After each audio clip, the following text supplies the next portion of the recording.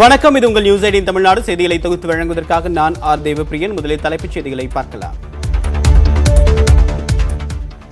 இரு அமெரிக்க அமைச்சர்களுடன் மத்திய அமைச்சர் ராஜ்நாத் சிங், ஜெய்சங்கர் இன்று பேச்சுவார்த்தை.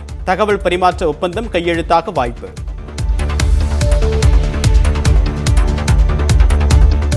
மருத்துவ படிப்பில் ஓபிசி மாணவர்களுக்கு 50% இடஒதுக்கீடு வழங்க உத்தரவிட முடியாது. தமிழக அரசியல் கட்சிகளின் கோரிக்கை நிராகரித்தது உச்சநீதிமன்றம். இடஒதுக்கீட்டை நடப்பாண்டிலேயே அமல்படுத்த பிரதமருக்கு மு க ஸ்டாலின் கடிதம்.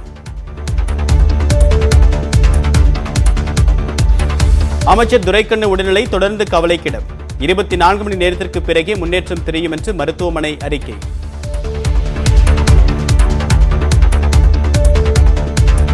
தமிழகத்தில் மேலும் 2708 பேருக்கு கொரோனா தொற்று. தொடர்ந்து அதிகரிக்கும் குணமடைந்தோர் விகிதம்.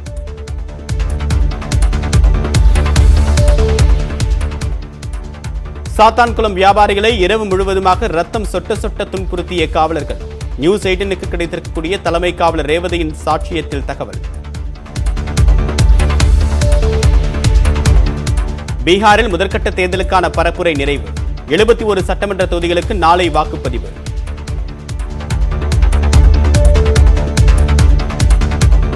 ஆஸ்திரேலிய கிரிக்கெட் தொடரில் பங்கேற்கும் இந்திய அணி அறிவிப்பு.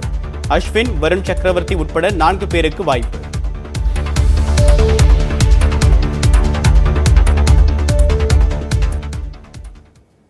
அமெரிக்காவின் வெளியுறவுத்துறை மற்றும் பாதுகாப்புத்துறை அமைச்சர்களை மத்திய அமைச்சர்கள் ராஜ்நாத் சிங், ஜெய்சங்கர் ஆகியோர் இன்று சந்தித்து பேசுகின்றனர். 2018ஆம் ஆண்டிலிருந்து 2+2 என்கிற பெயரில் இந்தியா அமெரிக்கா இடையே முக்கிய பேச்சுவார்த்தை நடைபெற்று வருகிறது.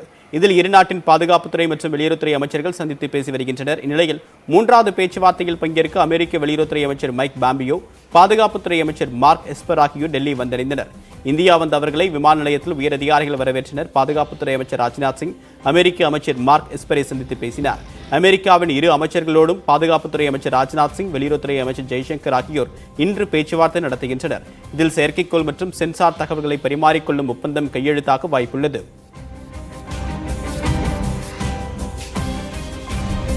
இந்தியா வந்த அமெரிக்க அதிகாரிகள் கொரோனா அச்சம் காரணமாக வழக்கமான கைக்குலுக்களுக்கு பதிலாக முழங்கையை மடக்கி எல்போ பம்ப் வகையில் மரியாதை செலுத்தினர்.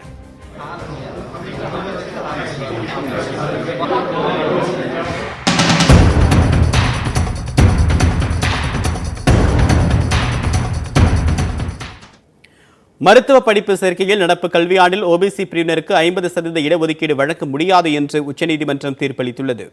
மருத்துவ படிப்புகளில் இதர பிற்படுத்தப்பட்ட பிரிவு மாணவர்களுக்கு மத்திய தொகுப்பிலிருந்து 50% இடஒதுக்கீடு வழங்க கோரி அதிமுக, திமுக, பாமக, மதிமுக மற்றும் தமிழக சுகாதாரத்துறை சார்பில் சென்னை உயர்நீதிமன்றத்தில் வழக்கு தொடுக்கப்பட்டிருந்தது.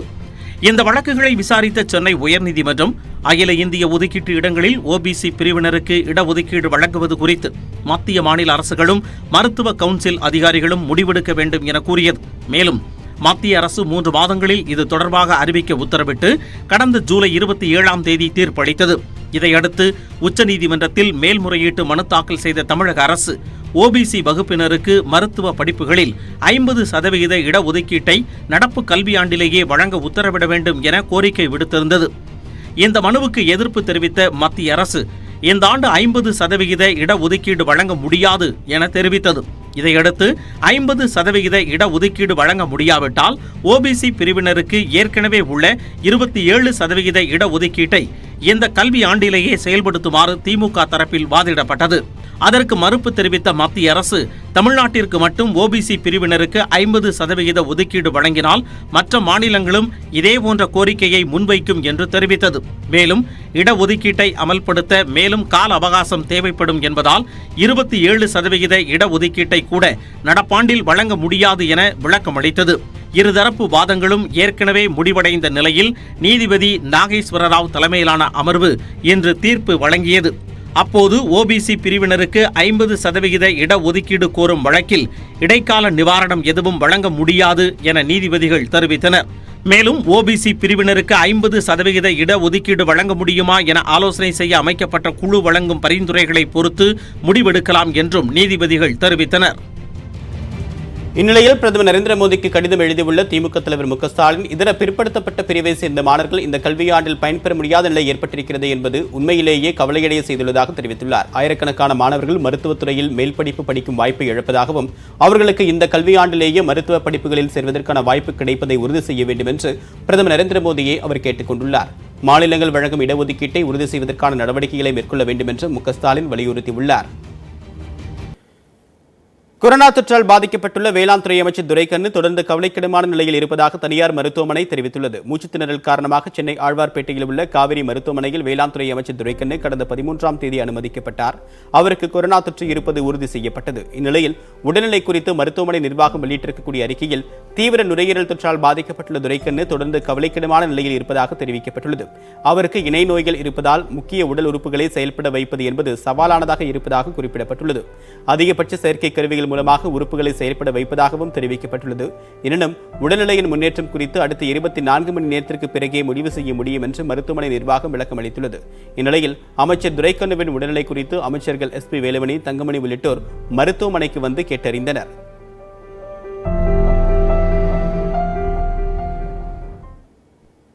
அடுத்ததாக விரைவுச் செய்திகளை பார்க்கலாம்.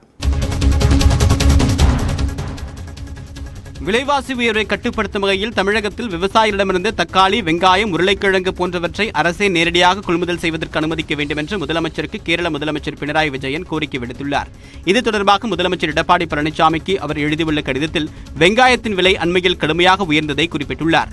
தக்காளி, வெங்காயம், உருளைக்கிழங்கு போன்ற பொருட்களை நேரடியாக கொள்முதல் செய்யும் வகையில் மத்திய அரசு ஏற்கனவே ஒரு திட்டத்தை செயல்படுத்தி வருவதை அவர் குறிப்பிட்டுள்ளார். இதன்படி அரசு அமைப்புகள் மூலமாக நேரடியாக கொள்முதல் செய்யும் கட்டமைப்பை கேரளா செயல்படுத்தி வருவதாக பினராயி விஜயன் தெரிவித்துள்ளார்.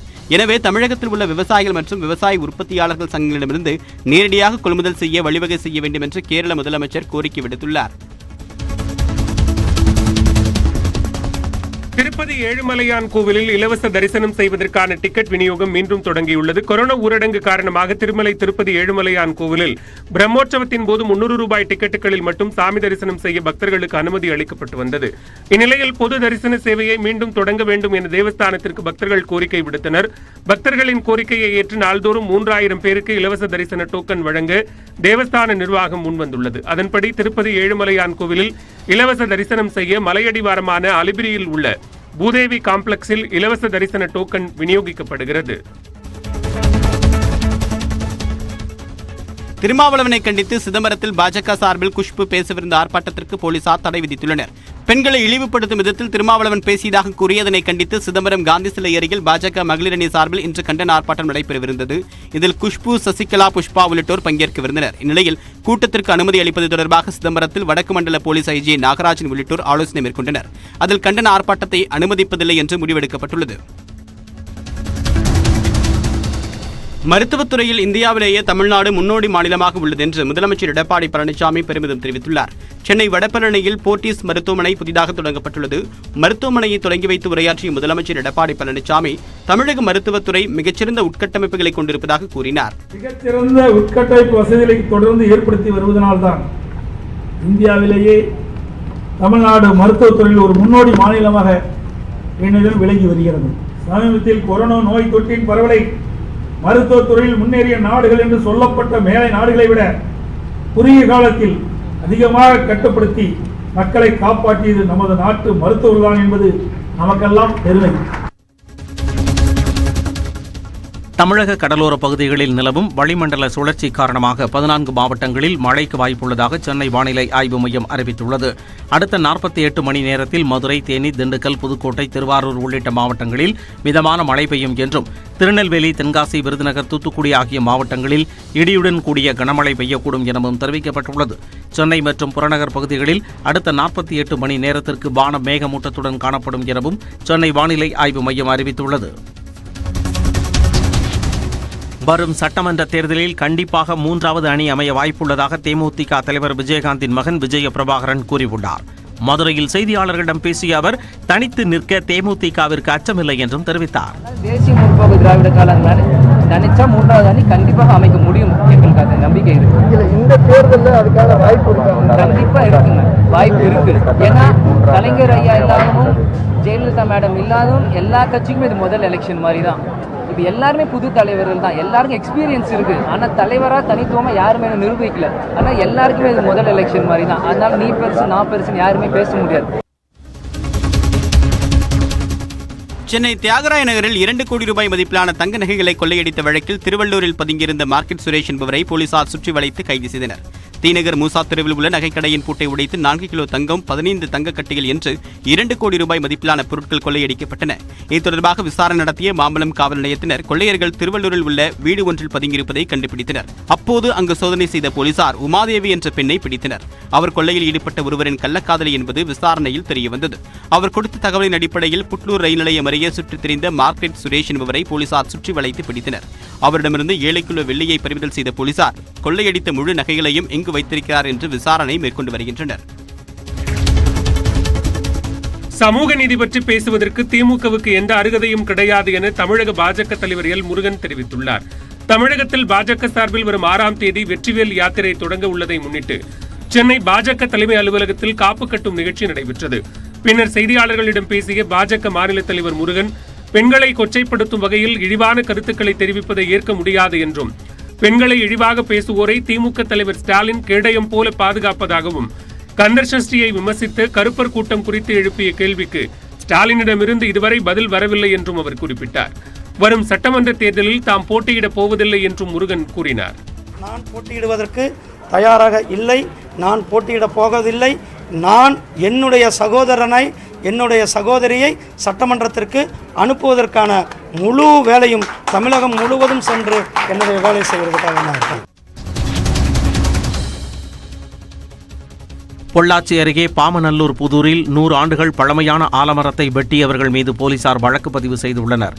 அந்த கிராமத்தில் பேருந்து நிறுத்தம் அருகே ஆலமரம் 100 ஆண்டுகளுக்கு மேல் விழுதுவிட்டு வளர்ந்து மக்களுக்கு நிழல் தந்தது. இந்த மரத்தை சிலர் வெட்டி கடத்த முயற்சிப்பதாக வருவாய்த்துறையினருக்கு தகவல் கிடைத்தது. இதையடுத்து அங்கு சென்ற வருவாய்த்துறையினர் காஜா என்பவர் ஆட்களை வைத்து மரத்தை வெட்டி கொண்டிருந்த போது பிடித்தனர்.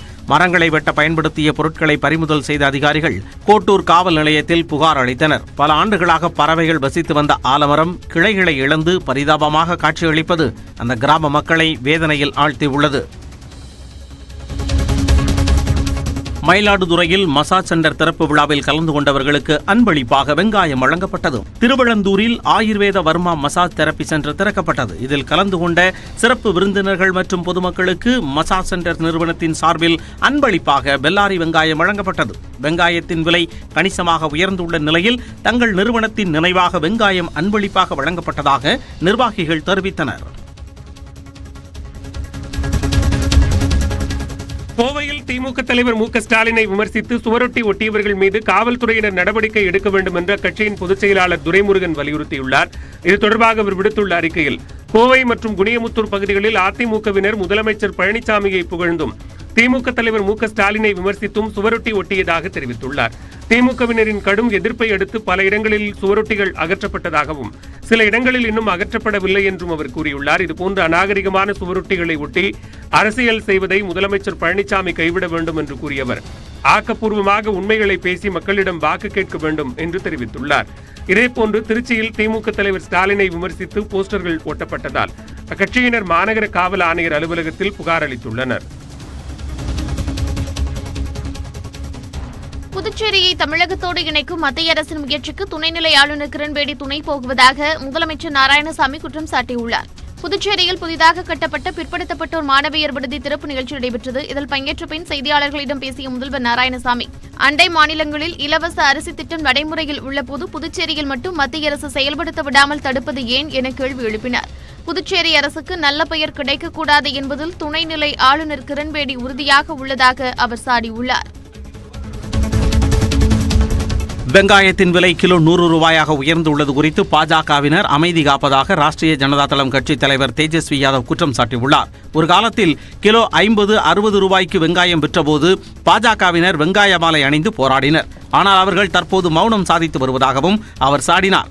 பீகாரில் மட்டும் ஆளும் அரசில் 30,000 கோடி ரூபாய் ஊழல் நடந்துள்ளதாகவும் தேஜஸ்வி குற்றம் சாட்டியுள்ளார். பீகார் மாநிலத்தில் லஞ்சம் தராமல் எந்த வேலையும் நடக்காது என்ற நிலை உள்ளதாகவும் அவர் தெரிவித்தார். விலைவாசி உயர்வு மாநிலத்தின் மிகப்பெரிய பிரச்சனை என்று கூறிய அவர், பீகாரில் வேலைவாய்ப்பின்மை, வறுமை உயர்ந்துள்ளதாகவும் அடுக்கடுக்கான குற்றச்சாட்டுகளை முன்வைத்தார். இமாச்சல பிரதேச மாநிலம் குல்லுவில் தசரா பண்டிகையை ஒட்டி நடைபெற்ற தேர் பவனியில் ஏராளமான பக்தர்கள் கலந்து கொண்டனர். குல்லுவில் ஆண்டுதோறும் ஒரு வாரம் தசரா பண்டிகை கொண்டாடப்படுகிறது. முதல் நாளான நேற்று சுவாமி ரகுநாதரின் ரத யாத்திரை நடைபெற்றது. இதில் ஏராளமான பக்தர்கள் கலந்து கொண்டு தேரை வடம் பிடித்து இழுத்தனர். எனினும் கொரோனா தடுப்பு நடவடிக்கையாக இந்த ஆண்டு திருவிழாவில் பல்வேறு கட்டுப்பாடுகள் விதிக்கப்பட்டுள்ளன.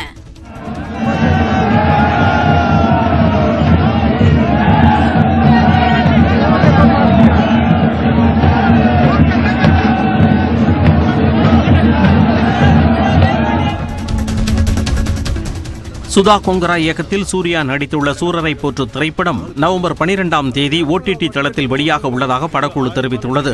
இந்தியாவின் முதல் பட்ஜெட் விமானத்தை உருவாக்கிய GR கோபிநாத்தின் வாழ்க்கையை மையப்படுத்தி எடுக்கப்பட்டுள்ள இப்படத்தில் அபர்ணா பாலமுரளி, ஊர்வசி, மோகன் பாபு உள்ளிட்டோர் முக்கிய கதாபாத்திரங்களில் நடித்துள்ளனர்.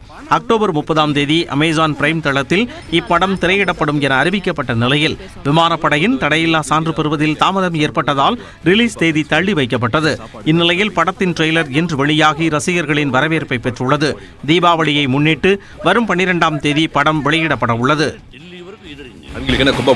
நான் தான் அன்னைக்கே சொன்னேன்ல, உன்னை கொண்டாந்து நடுத்தூர்ல தான் நிப்பாட்ட போறாருன்னு. அவனோட பிளேன் இங்க லேண்ட் பண்ண கூடாது. டேய் வாணனா, அவன் அப்பா விட்டு சொத்தா? நீ ஃப்ளைட் இருக்கடா, நான் பாத்துக்கிறேன்.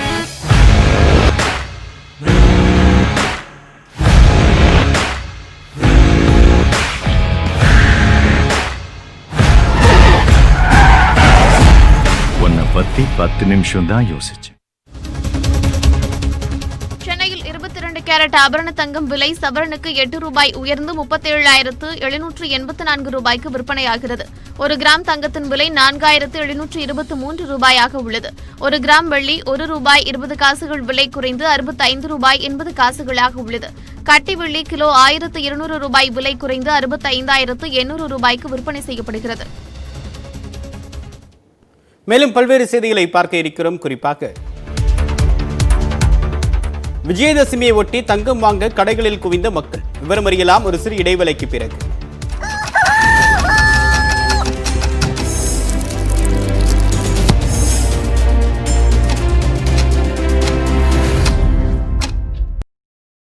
விஜயதசமி முன்னிட்டு நகைக்கடைகளில் பொதுமக்கள் கூட்டம் அலைமோதியது. விஜயதசமி அன்று புதிதாக தொடங்கப்படக்கூடிய செயல்கள் வெற்றிகரமாக அமையும் என்பது நம்பிக்கை. அந்த வகையில் குழந்தைகளுக்கு வித்யாரம்பம் செய்வது, புதிய பொருட்களை வாங்குவது, தொழில் தொடங்குபவர்கள் இந்த நாளில் தொடங்குகின்றனர். அதேபோல் இன்று தங்கம் வாங்கினால் தங்களுடைய வாழ்வில் செல்வம் பெருகும் என்ற நம்பிக்கையோடு ஏராளமான மக்கள் நகைக்கடைகளில் தங்கம் வாங்க குவிந்தனர். பல மாதங்களுக்கு பிறகு நகைக்கடைகளில் மக்கள் கூட்டம் அதிகரித்திருப்பது மகிழ்ச்சி அளிப்பதாகவும், வழக்கத்தை விட சுமார் 30 விழுக்காடு கூடுதலாக நகைகள் விற்பனை செய்யப்பட்டுள்ளதாகவும் நகைக்கடை உரிமையாளர்கள் கூறினர். அதே நேரத்தில் நகை விலை மேலும் குறைந்தால் மகிழ்ச்சி அளிக்கும் என்று வாடிக்கையாளர்கள் தெரிவித்தனர். விஜயதசமி நல்ல நாள், அதனால நகை வாங்க வந்தோம். நகை விலை குறையணும்னு நினைக்கிறோம். குறைஞ்சா நல்லா நகை வாங்குவோம். தீபாவளி விஜயதசமி வரும்போது ஏதோ ஒன்று வாங்குவோம், சின்ன பொருளாக இருந்தாலும் வாங்குவோம். இப்போ கொஞ்சம் ரொம்ப விலையாக இருக்கிறதுனால கொஞ்சம் யோசிச்சு தான் வாங்குறதா இருக்கு. மாமன்னன் ராஜராஜ சோழனின் 1035வது சதய விழா நேற்று கொண்டாடப்பட்டது.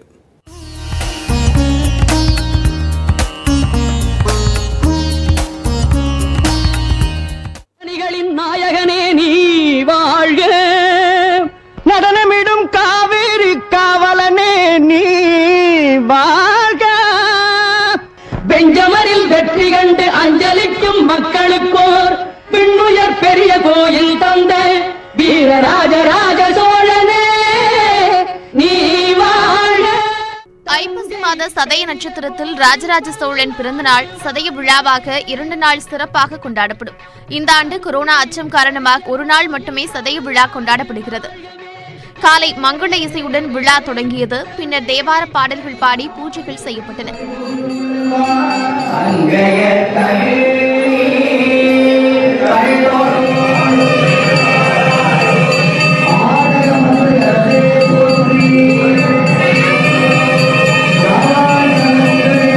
அதனையடுத்து 10க்கும் மேற்பட்ட ஓதுவார்கள் தமிழ் திருமுறைகளை பாட கோயில் பிரகாரத்திற்குள்ளேயே வீதி உலா நடைபெற்றது.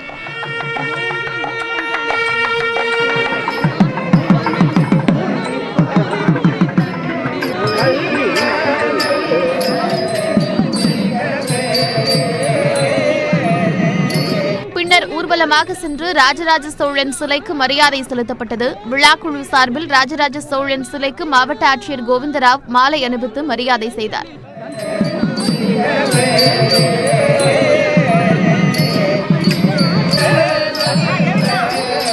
9 மணிக்கு பெருவுடையாருக்கு 48 வகையான பேரபிஷேகமும் அதனைத் தொடர்ந்து மகா தீபாராதனையும் நடைபெற்றது.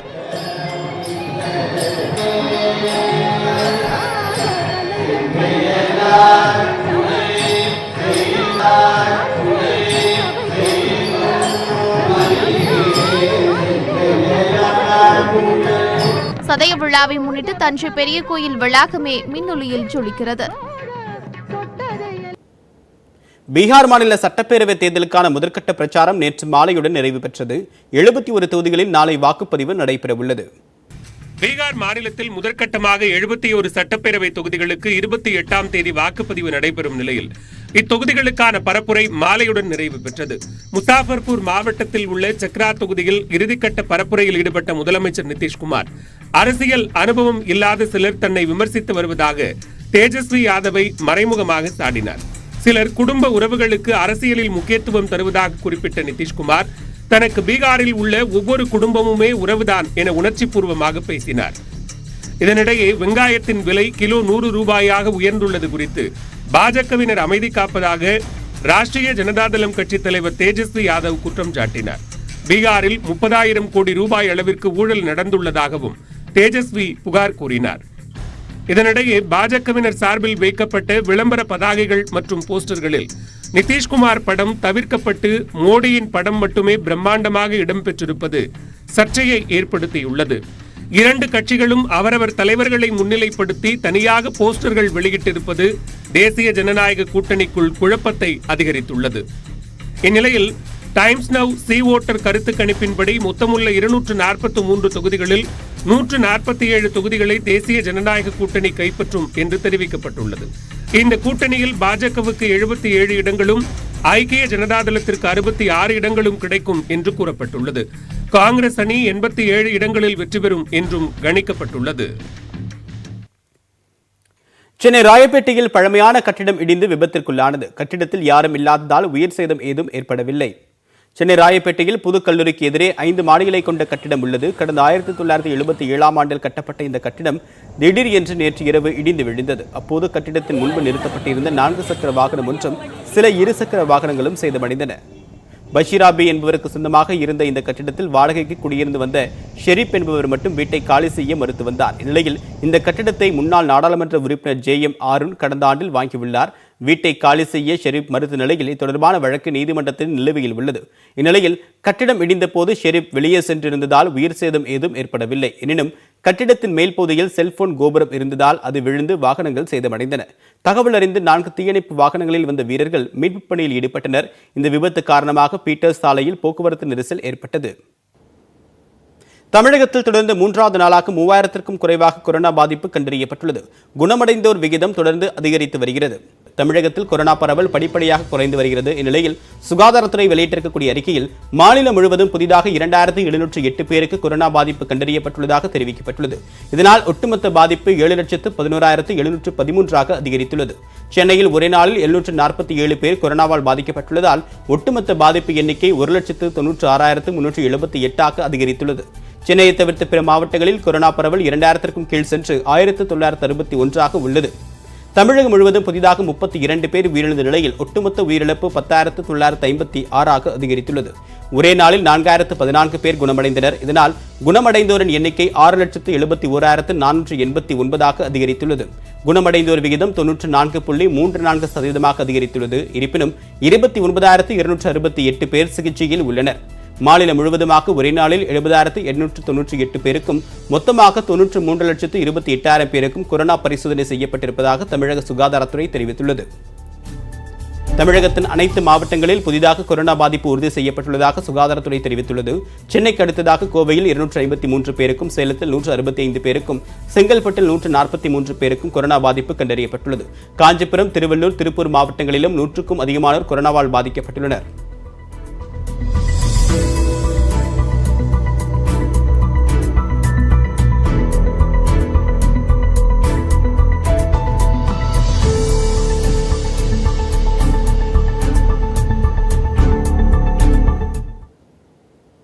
மருத்துவ படிப்புகளுக்கான மாநில தரவரிசை பட்டியல் வெளியாகாததால் தமிழக மாணவர்கள் குழப்பமடைந்துள்ளனர். கொரோனா பெருந்தொற்றுக்கு இடையில் நீட் தேர்வு செப்டம்பர் 13ஆம் தேதி நாடு முழுவதும் நடைபெற்றது. அதன் பின்னர் அக்டோபர் 16ஆம் தேதி இரவு நீட் தேர்வு முடிவுகள் வெளியாகிய நிலையில் தற்போது வரை மாநில அளவிலான தரவரிசை பட்டியல் வெளியாகவில்லை. கடந்த 2 ஆண்டுகளாக நீட் தேர்வு முடிவுகள் வெளியாகும் போதே அகில இந்திய தரவரிசையில் இடம் என்ன, மாநில தரவரிசை பட்டியலில் எந்த இடம், ஒவ்வொருவர் சமூக பிரிவுக்குள் என்ன இடம் என்ற விவரங்கள் வெளியிடப்படும். ஆனால் இந்த ஆண்டு அவை வெளியாகாததால் தமிழக மாணவர்கள் குழப்பத்தில் உள்ளனர். அவர்கள் பெற்ற மதிப்பெண்களுக்கு இடம் கிடைக்குமா அல்லது கிடைக்காதா, வேறு படிப்புகளை தேர்வு செய்யலாமா என முடிவெடுக்க முடியாத சூழலில் தவித்து வருகின்றனர். இது தொடர்பாக பேசும் கல்வியாளர்கள் எல்லாம் கணினிமயமாகிவிட்ட நிலையில் மாநில பட்டியலை தயாரிப்பது எளிதான காரியம் என கூறுகின்றனர். மாநில ஒதுக்கீட்டில் உள்ள 85 விழுக்காடு இடங்களுக்காவது முதற்கட்ட தரவரிசை பட்டியல் வெளியிட வேண்டும் என கூறுகின்றனர். ஸ்டேட் ரேங்கிங் லிஸ்ட் பண்ணுறதுக்கான பெரிய காம்ப்ளிகேஷன் இல்லை, எல்லாமே கம்ப்யூட்டரைஸ்ட் விஷயம்.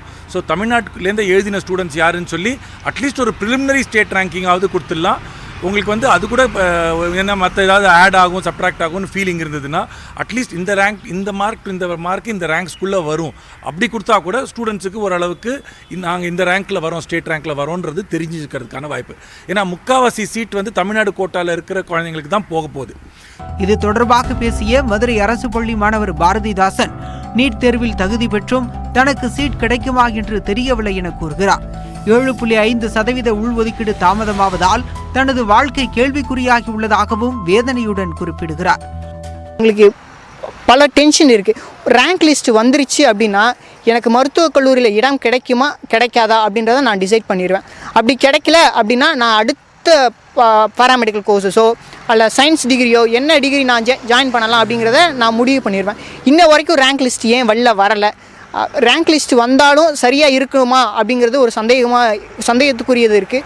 குளறுபடிகள் இல்லாமல் வெளியிட வேண்டும் என்பதற்காகவே தரவரிசை பட்டியல் தாமதமாகி வருவதாகவும் கல்வியாளர்கள் தெரிவித்தனர். மேலும் 7.5 உள்ஒதுக்கீடு தாமதமானால் இந்த ஆண்டு கிராமப்புறத்தில் உள்ள மருத்துவர்கள் எண்ணிக்கை குறையும் வாய்ப்பு ஏற்படும் எனவும் அவர்கள் கூறுகின்றனர். என்ன ஆகுதுன்னா இது வேற எதுவும் இல்லை, படிக்கிறது ராமாயணம்னா இடிக்கிறது பெருமாள் கோயில் அப்படிங்கிற அந்த ஒரு மெத்தடுக்குள்ளே தான் இது போகுதே தவிர இது ஒரு ஆபத்தான போக்கு தான். இப்போ இந்த வருஷம் எங்களால் நடத்த முடியல, 7.5% கோர்ட்லேருந்து எங்களுக்கு வரல, கோர்ட்டில் இருக்குது அப்படின்னு சொல்லி நம்ம நகர்த்தினோன்னா அந்த பர்டிகுலர் இயர்ங்கிறது அந்த ஆண்டுக்கான அந்த ஒரு பர்டிகுலர் கிராமத்தில் அந்த மருத்துவர் இல்லாத ஒரு சூழ்நிலை ஏற்படுங்கிறத நம்ம இன்டர்பிரட் பண்ணிக்கணும், அந்த மாதிரி புரிஞ்சுக்கணும். மருத்துவ படிப்புக்கான அகில இந்திய கலந்தாய்வு செவ்வாயன்று தொடங்கவுள்ள நிலையில் மாநில சேர்க்கையில் நிலவும் குழப்பத்தை விரைவில் முடிவுக்கு கொண்டு வர வேண்டும் என மாணவர்களும் கல்வியாளர்களும் கோரிக்கை விடுத்துள்ளனர். நியூஸ் 18 தமிழ்நாடு தொலைக்காட்சிக்காக செய்தியாளர் சாரதா. சாத்தான்குளம் காவல் நிலையத்தில் தந்தை மகன் அடித்து கொலை செய்யப்பட்ட வழக்கில் தலைமை காவலர் ரேவதி கொடுத்த எழுத்துப்பூர்வமான சாட்சியம் முதன்முறையாக நியூஸ் 18 தொலைக்காட்சிக்கு கிடைத்துள்ளது. அதில் இரவு 8 மணி முதல் அதிகாலை 3 மணி வரை தந்தை மகன் இருவரையும் போலீசார் கொடூரமாக தாக்கியதாக குறிப்பிட்டுள்ளார். காவலர்களின் கொடூர தாக்குதலுக்கு ஆளாகி உயிரிழந்த தந்தை ஜெயராஜ் மற்றும் மகன் பென்னிக்ஸை யாரும் மறந்திருக்க முடியாது. இந்த வழக்கை விசாரித்து வரும் சிபிஐ மதுரை மாவட்ட நீதிமன்றத்தில் தாக்கல் செய்த தலைமை காவலர் ரேவதியின் எழுத்துப்பூர்வமான சாட்சிய கடிதம் இது.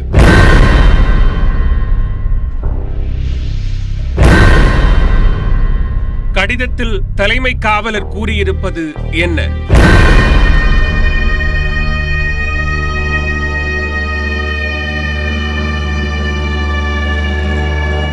சாத்தான்குளத்தில் வியாபாரிகள் ஜெயராஜ் அவரது மகன் பென்னிக்ஸ் ஆகியோர் போலீசாரால் கொடூரமாக தாக்கப்பட்டு கொலை செய்யப்பட்ட வழக்கில் இன்ஸ்பெக்டர் முதல் காவலர் வரை 9 போலீசார் கைது செய்யப்பட்டு அவர்களிடம் விசாரணை நடத்தப்பட்டு வருகிறது. இந்த சூழலில் சம்பவம் நடந்தபோது சாத்தான்குளம் காவல் நிலையத்தில் இருந்த தலைமை காவலர் ரேவதியின் சாட்சியம் இதில் முக்கிய பங்கு வகித்துள்ளது. தூத்துக்குடி நீதித்துறை நடுவர் சக்திவேல் முன்னிலையில் குற்றவியல் நடைமுறை சட்டம் பிரிவு 164 கீழ் சாத்தான்குளம் காவலர் ரேவதி தன் கைப்பட எழுதி கொடுத்த கடிதம் நியூஸ் 18 தொலைக்காட்சிக்கு கிடைத்துள்ளது. அதில் தந்தை மகன் இருவரையும் முதல் ரவுண்டில் எஸ்ஐ பாலகிருஷ்ணன் மற்றும் காவலர்கள் தாக்கியதாக குறிப்பிட்டுள்ளார். இரண்டாவதாக எஸ்ஐ ரகுகணேஷ் மற்றும் காவலர்கள் தாக்கியதாகவும் இரவு 8 மணி முதல் அதிகாலை 3 மணி வரை இருவரும் போலீசாரால் கடுமையாக தாக்கப்பட்டதாகவும் குறிப்பிட்டுள்ளார். தாக்கப்படும் போது எங்களை அடிக்காதீர்கள் என்ற தந்தை மகனின் குரல்கள் கேட்கவில்லை என்றால் இன்ஸ்பெக்டர் ஸ்ரீதர் என்ன அங்கு சத்தம் கேட்க மாட்டேங்குது என்பார் என்று குறிப்பிட்டுள்ளார் காவலர் ரேவதி. இன்ஸ்பெக்டர் கேட்டவுடன் மற்ற காவலர்கள் உடனே மீண்டும் இருவரையும் தாக்க தொடங்குவார்கள் என்று கூறியுள்ளார் காவலர் ரேவதி. எஸ்ஐ பாலகிருஷ்ணன் தந்தை மகனை அடித்துக் கொண்டிருந்த போது காவல் நிலையம் உள்ளே சென்ற ரேவதியை பார்த்து இவர்களை அடி என்று கூறியதாகவும் தான் மறுத்துவிட்டதாகவும் தெரிவித்துள்ளார். பென்னிக்ஸ் உடலில் வழிந்த ரத்தத்தை அவரது பனியனை வைத்து அவரையே துடைக்கும்படி போலீசார் கூறியதாகவும் ரேவதி குறிப்பிட்டுள்ளார். ஒரு கட்டத்தில் தன்னிடம் தண்ணீர் கேட்டதாகவும் தான் தண்ணீர் கொடுத்ததாகவும் ரேவதி கூறியுள்ளார். இதனிடையே கடந்த மாதம் சிபிஐ தாக்கல் செய்த குற்றப்பத்திரிகையின் சில பக்கங்கள் வெளியாகியுள்ளன. அவற்றில் சாத்தான்குளம் காவல் நிலையத்தில் வைத்து தந்தையும் மகனும் கொடூரமாக தாக்கப்பட்டது குறித்து விவரமாக தெரிவிக்கப்பட்டுள்ளது. குற்றம் சாட்டப்பட்ட போலீசாரில் சிலர் தந்தை மகனின் கைகளை பிடித்துக் கொள்ள இருவரையும் உடைகளை களைந்து உள்ளாடையுடன் குனிய வைத்து போலீசார் மிக கொடூரமாக லத்தியால் அவர்களின் பின்புறத்தில் தாக்கியதாக சிபிஐ தனது குற்றப்பத்திரிகையில் தெரிவித்துள்ளது. அரசு மருத்துவரிடம் இருவரையும் காண்பிக்கும் முன்பு அவர்களது இரத்தக்கரை படிந்த உடைகளை குப்பை தொட்டியில் வீசிவிட்டு நண்பர்கள் மூலம் கொண்டுவரப்பட்ட துணிகளை உடுத்தி மருத்துவரிடம் அவர்களை போலீசார் காண்பித்துள்ளனர் என்கிறது சிபிஐ குற்றப்பத்திரிகை. சம்பவத்தன்று தந்தை மகன் மீது பொய்யான குற்றச்சாட்டுக்களை சுமத்தி எஃப்ஐஆர் பதிவு செய்ததோடு இரத்தக்கரை படிந்து துணிகளை வீசி எறிந்ததன் மூலம் தடயங்களை அழிக்கவும் போலீசார் துணிந்துள்ளனர் என சிபிஐயின் குற்றப்பத்திரிகை குற்றம் சாட்டியுள்ளது. சிபிஐ தரப்பில் வலுவான ஆதாரங்கள் சமர்ப்பிக்கப்பட்டுள்ள நிலையில் விரைவில் இந்த வழக்கில் நீதிமன்ற விசாரணை தொடங்கும் என தெரிகிறது. ஆஸ்திரேலியாவிற்கு சுற்றுப்பயணம் மேற்கொள்ளும் இந்திய அணி அறிவிக்கப்பட்டுள்ளது. இதில் வாஷிங்டன் சுந்தர், வருண் சக்கரவர்த்தி உட்பட 4 தமிழக வீரர்களுக்கு வாய்ப்பளிக்கப்பட்டுள்ளது. இந்திய கிரிக்கெட் அணி ஆஸ்திரேலியாவில் அடுத்த மாத இறுதியில் சுற்றுப்பயணம் மேற்கொண்டு தலா 3 போட்டிகளை கொண்ட T20 மற்றும் ஒருநாள் தொடர்களிலும் 4 போட்டிகளை கொண்ட டெஸ்ட் தொடரிலும் பங்கேற்று விளையாடுகிறது. இதையொட்டி காணொலி காட்சி மூலமாக ஆலோசனை நடத்திய அணி தேர்வுக்குழு 3 தொடர்களுக்குமான வீரர்களை அறிவித்துள்ளது. அதன்படி 3 தொடர்களுக்கும் விராட் கோலி கேப்டனாக இருப்பார். 20 ஓவர் மற்றும் ஒருநாள் தொடருக்கு துணை கேப்டனாக KL ராகுலும், டெஸ்ட் தொடருக்கு துணை கேப்டனாக அஜிங்கிய ரஹானேவும் செயல்படுவார்கள். 20 ஓவர் அணியில் ஷிகர் தவான், மயங்க் அகர்வால், ஸ்ரேயாஸ் ஐயர், மனிஷ் பாண்டே, ஹர்திக் பாண்டியா, சஞ்சு சாம்சன், ரவீந்திர ஜடேஜா, யஷ்வேந்திர சாஹல், ஜஸ்பிரித் பூம்ரா, முகமது ஷமி, நவ்தீப் சைனி, தீபக் சஹர், தமிழக வீரர்களான வாஷிங்டன் சுந்தர், வருண் சக்கரவர்த்தி ஆகியோர் இடம்பெற்றிருக்கிறார்கள். ஒருநாள் தொடருக்கான அணியில் ஷிகர் தவான், சுப்மன் கில், ஸ்ரேயாஸ் ஐயர், மனிஷ் பாண்டே, ஹர்திக் பாண்டியா, மயங்க் அகர்வால், ரவீந்திர ஜடேஜா, யுஷ்வேந்திர சஹல், குல்தீப் யாதவ், ஜஸ்பிரித் பூம்ரா, முகமது ஷமி, நவ்தீப் ஷைனி, ஷர்துல் தாகூர் ஆகியோர் இடம்பெற்றிருக்கிறார்கள். டெஸ்ட் அணியில் மயங்க் அகர்வால், பிருத்வி ஷா, KL ராகுல், சட்டேஸ்வர் புஜாரா, ஹனுமான் விஹாரி, சுப்மன் கில், விருத்மான் சாஹா, ரிஷப் பந்த், ஜஸ்பிரித் பூம்ரா, முகமது ஷமி, உமேஷ் யாதவ், நவ்தீப் ஷைனி, குல்தீப் யாதவ், ரவீந்திர ஜடேஜா, ரவிச்சந்திரன் அஸ்வின், முகமது சிராஜ் ஆகியோர் சேர்க்கப்பட்டுள்ளனர். இந்திய குழுவுடன் கூடுதல் பந்து வீச்சாளர்களாக கமலேஷ் நகர்கோட்டி, கார்த்திக் தியாகி, இஷான் போரல், நடராஜன் ஆகியோர் பயணம் மேற்கொள்வார்கள் என்றும் தேர்வுக்குழு அறிவித்துள்ளது. டெஸ்ட் தொடரில் ரவிச்சந்திரன் அஸ்வின், T20 போட்டிகளில் வாஷிங்டன் சுந்தர், வருண் சக்கரவர்த்தி, மாற்று வீரராக நடராஜன் என 4 தமிழக வீரர்கள் தேர்வு செய்யப்பட்டிருக்கிறார்கள். காயத்தால் அவதிப்படக்கூடிய ரோஹித் சர்மா, இஷாந்த் சர்மா ஆகியோரின் முன்னேற்றங்கள் குறித்து மருத்துவக் குழு கண்காணிக்கும் என்றும் அறிவிக்கப்பட்டுள்ளது. இந்தியாவில் கொரோனா தொற்றிலிருந்து மீண்டு வந்தவர்களின் எண்ணிக்கை 90% எட்டியுள்ளது. இதனால் தொற்றிலிருந்து மீண்டு வரக்கூடிய பட்டியலில் இந்தியா முதலிடம் பிடித்துள்ளது.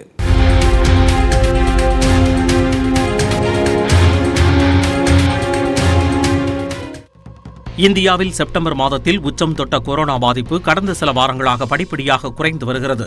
எனினும் உலக அளவிலான பாதிப்புகளில் இந்தியா தொடர்ந்து 2வது இடத்தில் உள்ளது. நாடு முழுவதும் 79 லட்சத்திற்கும் மேற்பட்டோர் கொரோனாவால் பாதிக்கப்பட்டுள்ள நிலையில் 1,19,000 பேர் இதுவரை உயிரிழந்துள்ளனர். இதில் 71,39,000 பேர் கொரோனா தொற்றிலிருந்து மீண்டு வந்துள்ளதால் கொரோனா தொற்றிலிருந்து குணமடைந்தவர்களின் எண்ணிக்கை 90% தொட்டுள்ளது. இது தொடர்பாக மத்திய சுகாதார அமைச்சகம் வெளியிட்டுள்ள விவரங்களில் கடந்த 24 மணி நேரத்தில் 50,129 பேருக்கு கொரோனா உறுதி செய்யப்பட்டுள்ளது. அதே நேரத்தில் மீண்டு வந்தவர்களின் எண்ணிக்கை 62,000ஆக உயர்ந்திருப்பதாகவும் குறிப்பிட்டுள்ளது. இதன் மூலம் கொரோனா தொற்றிலிருந்து குணமடைந்து வருபவர்களின் பட்டியலில் இந்தியா முதலிடம் பிடித்துள்ளதாகவும் தெரிவித்துள்ளது. நாடு முழுவதும் 1126 அரசு பரிசோதனை கூடங்கள் மற்றும் 877 தனியார் மையங்கள் உட்பட 2003 கொரோனா பரிசோதனை மையங்கள் செயல்பட்டு வருவதாகவும் கடந்த 22ஆம் தேதி வரை மட்டுமே 10 கோடி மாதிரிகள் பரிசோதனை செய்யப்பட்டதாகவும் மத்திய அரசு தெரிவித்துள்ளது. அதேபோல் சிகிச்சை பெறுவோரின் எண்ணிக்கையும் தொடர்ந்து 3வது நாளாக 7 லட்சத்தை தாண்டாமல் கட்டுக்குள் இருப்பதாகவும் உயிரிழப்பு விகிதம் 1.51% இருப்பதாகவும் சுகாதாரத்துறை தெரிவித்துள்ளது. கடந்த ஒரு வாரத்திற்கு மேலாக உயிரிழந்தோர் எண்ணிக்கை நாடு முழுவதும் 1000க்கும் குறைவாகவே பதிவாகியிருப்பதாக தெரிவித்துள்ள மத்திய அரசு மொத்த குணமடைந்தோரின் எண்ணிக்கையில் 75% பேர் மகாராஷ்டிரா, கேரளா, ஆந்திரா, கர்நாடகா, தமிழ்நாடு, மேற்கு வங்கம், டெல்லி உள்ளிட்ட 10 மாநிலங்களைச் சேர்ந்தவர்கள் எனவும் குறிப்பிட்டுள்ளது. இதில் அதிகபட்சமாக மராட்டிய மாநிலத்தில் நாள் ஒன்றுக்கு 10,000 பேர் குணமடைந்து வருகின்றனர். பண்டிகை காலகட்டம் என்பதால் கொரோனா வைரஸ் அதிகமாக பரவ வாய்ப்பு உள்ளதாகவும் மக்கள் பாதுகாப்பாக இருக்குமாறும் மத்திய சுகாதார அமைச்சகம் எச்சரிக்கை விடுத்துள்ளது. அமெரிக்காவில் மக்கள் மத்தியில் அதிகம் செல்வாக்கு பெற்ற அதிபர்கள் பட்டியலில் தற்போதைய அதிபர் டொனால்ட் ட்ரம்புக்கு கடைசி இடம் கிடைத்துள்ளது.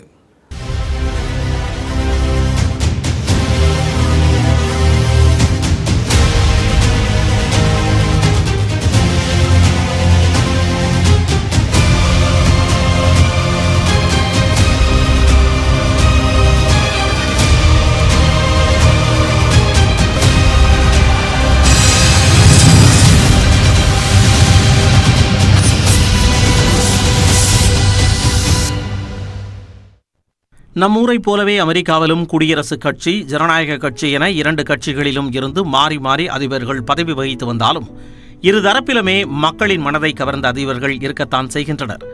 அமெரிக்காவில் இதுவரை 45 அதிபர்கள் ஆட்சி செய்துள்ளனர். இதில் செல்வாக்கான 14 பேரின் பட்டியல் தற்போது வெளியாகியுள்ளது. மக்கள் மத்தியில் ஒரு அதிபர் பெற்றிருக்கும் செல்வாக்கை கணக்கிட 1937ஆம் ஆண்டு ஜார்ஜ் கேலப் என்பவர் புதிய முறையை அறிமுகம் செய்தார். இதன்படி 50 மாநிலங்களிலும் உள்ள 18 வயதிற்கு மேற்பட்டவர்களில் அன்றாடம் 1000 பேரை தேர்ந்தெடுத்து இந்த ஆய்வு மேற்கொள்ளப்பட்டது. இதில் கிடைத்த முடிவுகளின்படி அதிபரையும் அவரது திட்டங்களையும் மக்கள் எந்த அளவிற்கு ஆதரிக்கின்றனர் என்பது கணக்கிடப்பட்டது. இந்த ஆய்வின்படி மக்களின் மனதை அதிகம் கவர்ந்த அதிபராக ஜார்ஜ் டபிள்யூ புஷ் முதலிடம் பிடித்துள்ளார். 2001ஆம் ஆண்டு முதல் 2009ஆம் ஆண்டு வரையிலான இவரது ஆட்சிக்கு மக்கள் 90% ஆதரவை வாரி வழங்கியுள்ளனர்.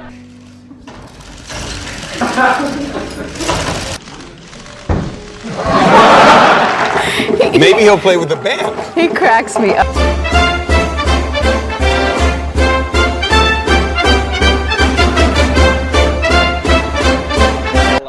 இவருக்கு அடுத்த இடத்தில் 89% ஆதரவுடன் இருப்பவர் ஜார்ஜ் H.W. புஷ்.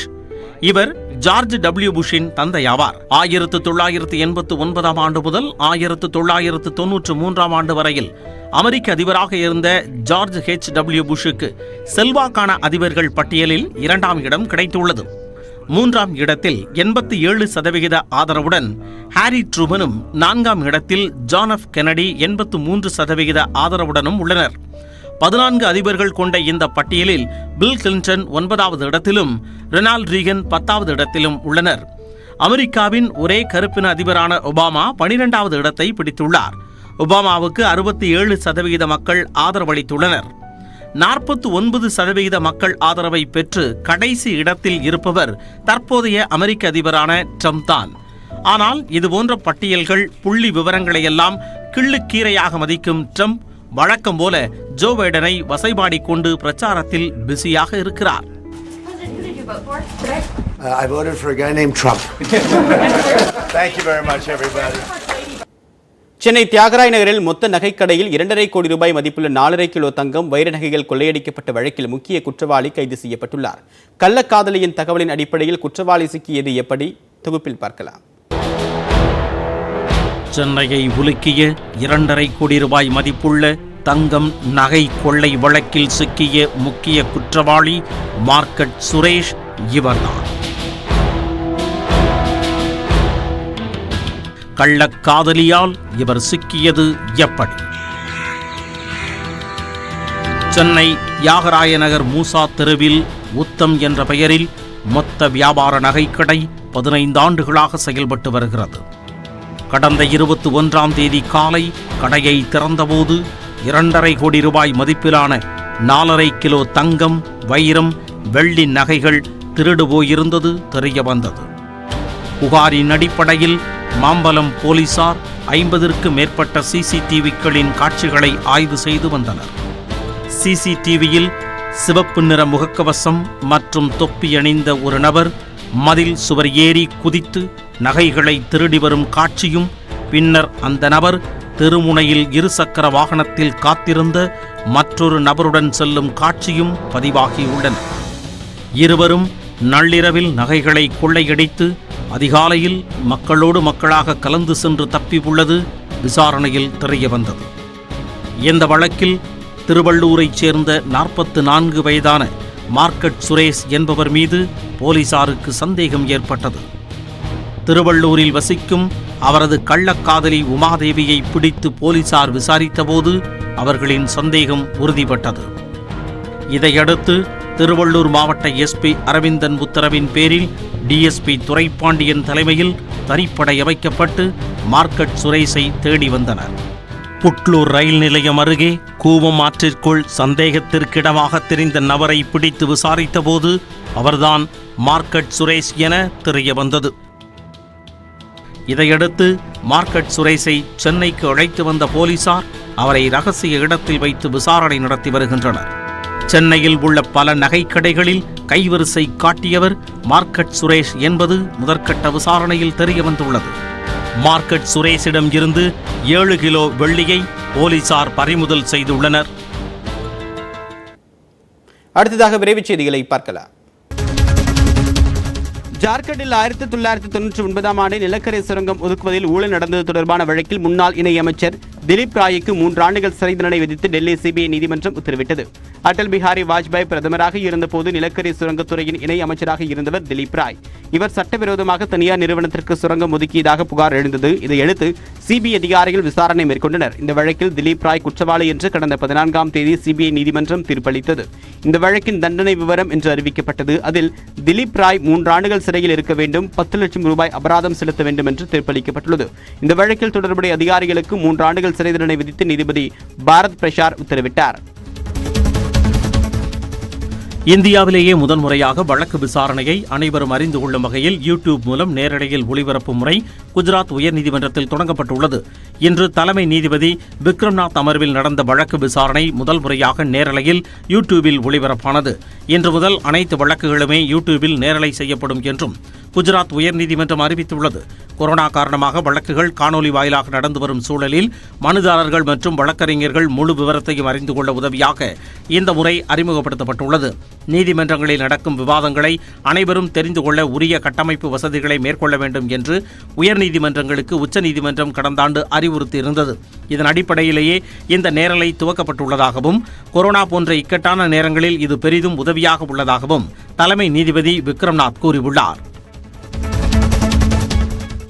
கோபிச்செட்டிப்பாளையம் அருகே பாஜகவினருக்கும் விடுதலை சிறுத்தைகள் கட்சியினருக்கும் ஏற்பட்ட கைகலப்பால் பரபரப்பு ஏற்பட்டது. ஈரோடு மாவட்டம் கோபிச்செட்டிப்பாளையம் அருகே உள்ள கவுந்தப்பாடியில் விடுதலை சிறுத்தைகள் கட்சித் தலைவர் திருமாவளவன் வருகைக்கு எதிர்ப்பு தெரிவித்து பாஜகவினர் போராட்டத்தில் ஈடுபட்டனர். இதையடுத்து அவர்களை போலீசார் கைது செய்தனர். கைது செய்யப்பட்டு பாஜகவினரை அழைத்துச் சென்ற காவல்துறை வாகனத்தின் மீது விடுதலை சிறுத்தைகள் கட்சியினர் திடீரென கல்வீசி தாக்குதல் நடத்தினர். இதனால் இரு தரப்பினருக்கும் இடையே கைகலப்பு ஏற்பட்டது.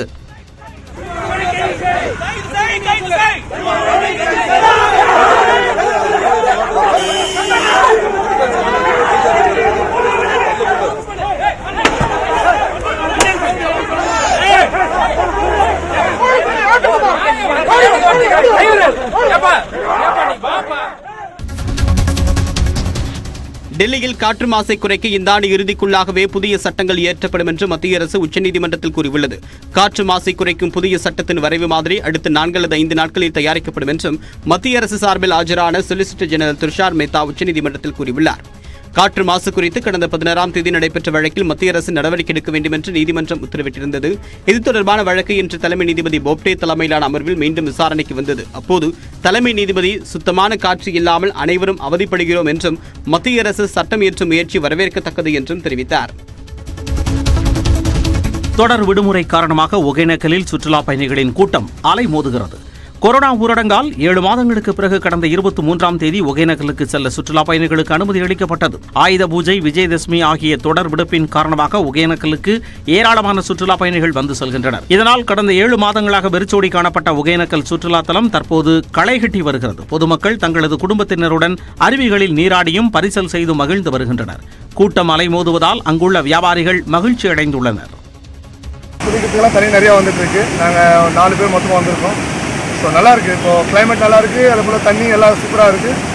ஸோ நாங்கள் 3 டேஸ் முன்னாடி தான் ஓப்பன் பண்ணதுனால இப்போ ரொம்ப நல்லாயிருக்கு. நல்லா எல்லாருமே ஜாலியாக என்ஜாய் பண்ணிட்டு இருக்காங்க.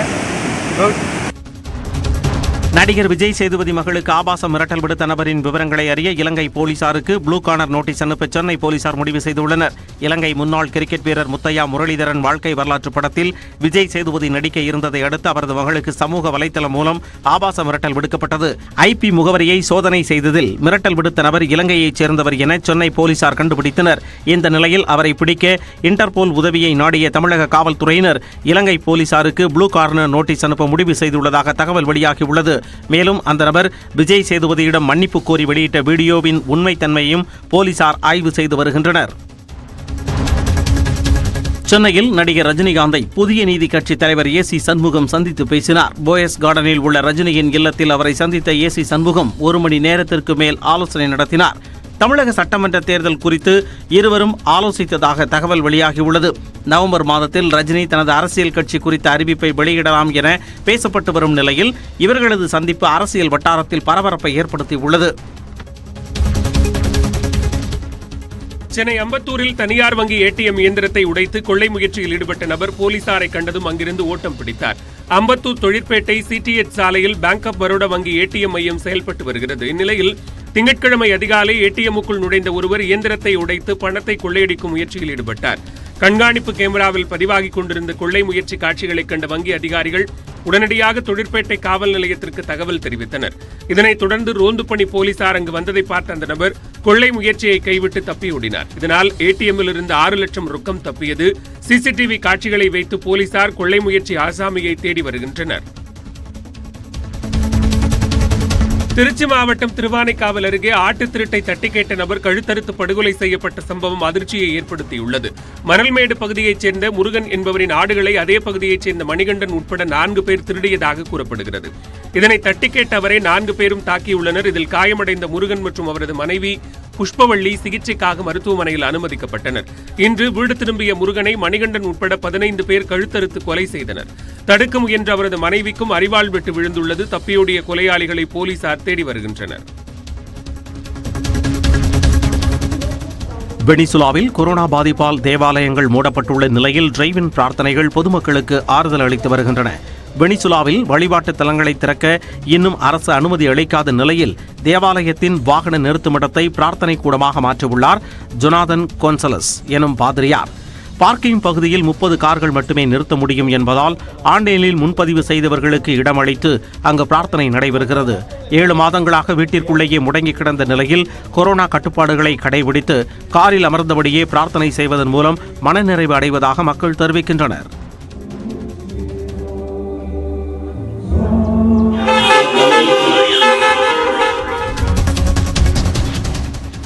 அமெரிக்காவில் ஆண்டுதோறும் நடைபெறும் ஹாலோவின் விழாவை ஒட்டி அதிபர் ட்ரம்ப் மற்றும் மெலினியா ட்ரம்ப் ஆகியோர் மாறுவேடமிட்டோரை சந்தித்து உற்சாகப்படுத்தினர்.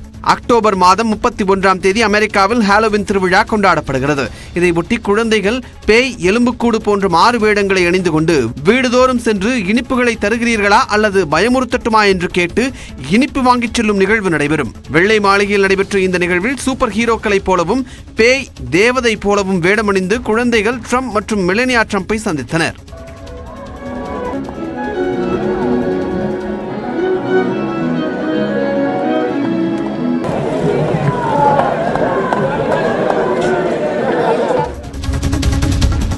நடிகர் சிலம்பரசனின் அடுத்த படத்திற்கு ஈஸ்வரன் என பெயரிடப்பட்டுள்ளது. சுசீந்திரன் இயக்கத்தில் சிலம்பரசன் நடித்து வருகிறார். இந்த படத்தின் ஃபர்ஸ்ட் லுக் போஸ்டரை படக்குழு வெளியிட்டுள்ளது.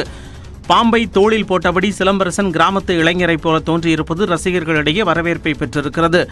ஈஸ்வரன் படத்திற்கு தமன் இசையமைக்கிறார். இப்படம் 2021ஆம் ஆண்டு பொங்கலுக்கு திரைக்கு வர இருக்கிறது என்று படக்குழு தெரிவித்துள்ளது.